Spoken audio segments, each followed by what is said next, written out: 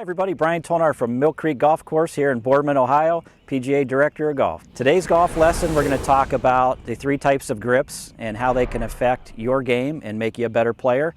First grip we're going to talk about is what we call the 10-finger or the baseball grip as it's well known as. And all three grips will start with our left thumb for the right-handed golfer pointing directly to where the club face is at. You'll notice that the back three fingers of my left hand are really going to hold in position the grip of the club. That's going to be where the grip pressure is at. My thumb is going to be straight down the shaft. As we get to our right hand, we're going to go with the first three fingers is going to be where your grip pressure is going to be. I'm going to go with the 10-fingered baseball grip first. We're going to put our hands on it just like so. A couple things will happen. You'll notice my left forefinger and thumb create the letter V. We want that to point directly at our chin. Second thing you'll notice is the V that's created with our right hand. We want that V pointing between the buttons of our shirt and our right shoulder. If it's in that position, we're in good position. As you look at the grip, you're going to see from the underside, all 10 fingers are on the grip, with grip pressure being the back three and the front three of our right hand.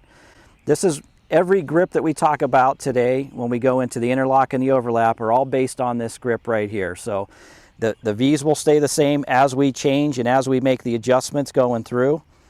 We'll go into what we call our interlocking grip, and this is good for players with smaller hands. Tiger Woods uses the interlocking grip. Jack Nicklaus uses the overlapping grip, so there's not one grip that's better than others. Both of those played extremely well in their time as golf professionals when they played on the PGA Tour.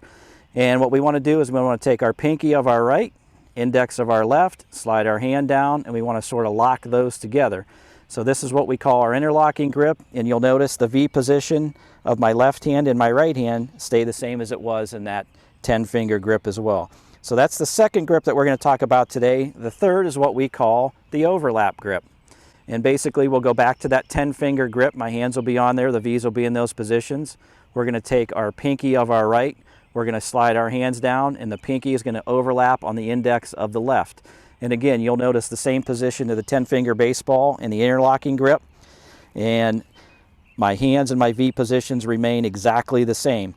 So it's really just a matter of preference between the 10-finger grip, the interlocking grip, and the overlap. Wherever your hands feel the most comfortable, that's the grip that you want to use. There's not one grip that's more important or more effective than others. We just want your hands to feel very comfortable when it comes to being on the golf club.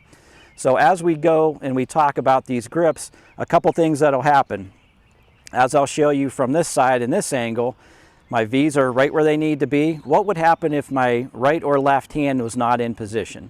So we'll take the first example. If I move my right hand over this way in what we call a strong grip, when I take the club face back, it's going to see how the toe is nice and square on a normal grip. When I take the club face back with a strong right hand, it's going to close the club face down, causing the ball to go low and left when we make contact. Same thing would happen if we get in that strong position with our left hand, where the left hand would come under this way and our V basically disappears on that right hand side. So this will do the same thing that the right hand being strong will do in closing that club face as we take it back. Same thing would apply when we talk about a weak grip. So if my right hand is on the club too far over, you'll notice that V now disappears on the other side. When I take the club face back, the tendency will be for it to open up. So this will be the high shot, or the slice as it's called. Missing shots right will happen with a weak right-handed grip. Same thing if we go too far left with our left hand this way. It'll allow the club to be open as we take our backswing. So it's very important that we keep our V's, no matter what grip that you have, in a nice neutral position where that V is at your chin and the right V is between the buttons of your shirt and your right shoulder. This will guarantee when we take the club back that the club face always remains square. So hopefully these tips will help you when it comes to using the proper grip when we're hitting a shot with an iron, fairway wood, chip, or putt.